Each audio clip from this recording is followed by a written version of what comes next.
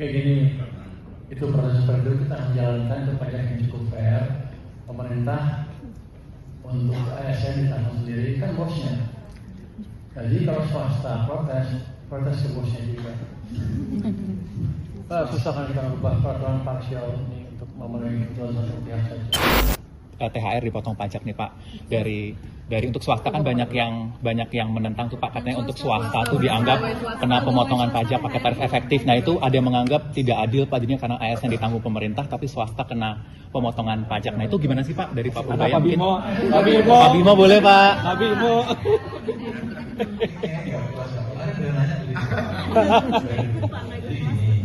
Semua di bawah pajak. THR ini kan bagian dari penghasilan tidak teratur dalam setahun yang bisa 1 atau 2 kali THR 2014. Kalau ASN TNI Polri itu juga dipotong hanya karena pendanaan dari BPN itu ditanggung oleh pemerintah. Beberapa pegawai swasta pun juga ada yang di cross up ditanggung oleh perusahaan masing-masing. Jadi nerimanya itu. Oh, jadi protesnya ke bosnya, jangan ke pemerintah. Masalahnya kan karena TER, yang skema TER itu loh Pak, TER. Tarif efektif. Oh, terus? Nah itu apakah ada kemungkinan evaluasi Pak? Sebenarnya nggak masalah, justru itu memudahkan wajib pajak untuk membagi beban secara event per bulan. Kayak gini, itu proses itu kita menjalankan itu pajak yang cukup fair. Pemerintah untuk ASN ditanggung sendiri kan bosnya. Jadi kalau swasta protes ke bosnya juga. Susah kan kita merubah peraturan parsial ini untuk memenuhi kebutuhan satu pihak saja. Izin Pak, ada juga yang swasta yang DGP Pak, beberapa sektor tertentu Pak. Oh, yang diumumkan itu kan? Ya. Atau pindah ke itu? Tapi basically seperti itu. Jadi swasta juga kayak gitu. Oke. Pak Menteri soal penempatan dana itu Pak Menteri. Uangnya kurang gitu Pak buat bayar minyak gitu Pak.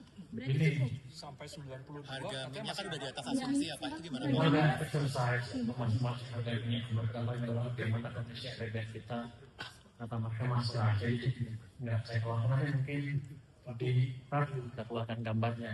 Tapi yang jelas kita udah sampai kalau harga minyak naik ke $92 per barrel, apa dampaknya ke defisit. Kalau nggak diapain ya kita naik ke 3,6% kalau nggak salah dari PDB. Itu kalau kita nggak ngapain. Tapi kan biasanya kita bisa melakukan langkah-langkahnya sehingga kita bisa jaga tetap di bawah 3%. Kalau harga minyak 90 barrel, apakah itu yang melakukan kita? Enggak. Kita dulu pernah melewati keadaan di mana harganya sampai $150 per barrel. Jatuh nggak ekonominya? Agak melambat, tapi nggak jatuh. Jadi kita punya pengalaman masa itu. Kalau emang anggarannya nggak puas sekali, nggak ada jalan lain ya kita share dengan masyarakat sebagian. Artinya ada kenaikan BBM. Kalau memang volume tinggi sekali dan anggarannya nggak akan lagi. Tinggi tuh bagi Bapak berapa Pak? Bagi saya tinggi 185 langsung gitu.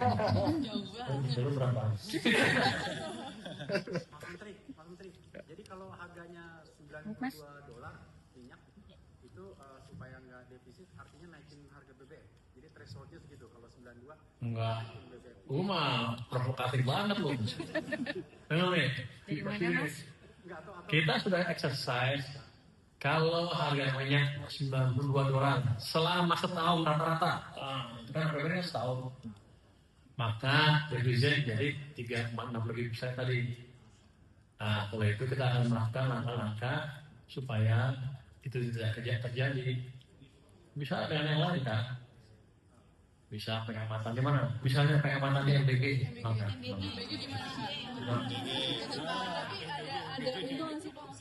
Kita lihat. Yang jelas kan bukan yang bagus, tapi kita mencegah kalau ada belanja yang tidak selalu mendukung langsung makanan itu, yang lain-lain gitu. misalnya apa Pak? Misalnya beli motor, seluruh SPP3 dikasih motor, mereka senang saya rugi. Misalnya lagi beli komputer, MBG-nya dikasih komputer. Berarti ada kemungkinan anggaran dari MBG-nya dipotong untuk subsidi gitu Pak? Enggak, ada kemungkinan ada anggaran MBG kan adalah yang nggak terlalu penting. Tapi yang makanan kita nggak ngomongin kalau misalnya kita akan dukung. Dan ini bukan berarti saya akan masuk MBG enggak, tapi kan potensi mana yang ada. Misalnya lagi PU, kemudian ada belanja-belanja yang nanti bisa digeser ke tahun depan untuk bangun apa. Macam-macam program yang mereka punya. Jembatan, sekolah, nah ini kan kadang-kadang juga mereka nggak bisa bangun semua karena emang nggak bisa. Kita nggak punya itu loh, Pak. Sebelum orang di sini. Gimana dipanggil saya langsung tidak bisa deh. Tahu ya, jadi kita bisa ke tahun yang Kalau di Kooperasi Desa Merah Putih Pak, ada kemungkinan dari situ juga nggak? Dari Desa Merah Putih? kalau nggak ada MP kan saya hanya bayar 40 triliun per tahun. Yang lain dia urusannya dengan perbankan kan. Betul. Jadi saya itu tetap aja saya tambahkan seperti itu. Pak, tapi maksudnya Bapak kenapa nggak mau potong anggaran MBG sementara MBG itu disorot sama Fitch juga, sama Moody's juga gitu? Karena MBG bukan utama saya dan saya lihat program itu bagus kalau dilakukan dengan baik dan optimal. Dampaknya besar sekali. Terus kerugian apa?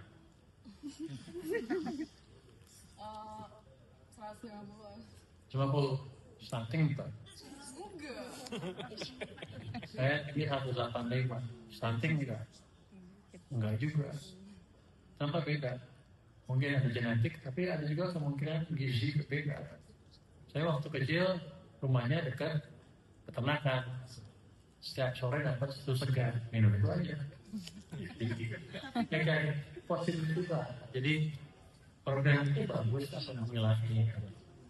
Tapi kan Pak menyoroti beban fiskal dari BMBG itu gimana Pak? Masyarakat yang mengeluhkan karena semenjak ada MBG ada sayur yang mahal, harga karung segitu jadi 10.000 gitu, terus harga daging juga naik di pasaran gitu Pak. Banyak yang bilang turunnya semenjak ada MBG. Udah gitu implementasi MBG nggak sesuai Pak, kadang cuma pisang doang. Ada yang ngikutin aja gimana sih Pak?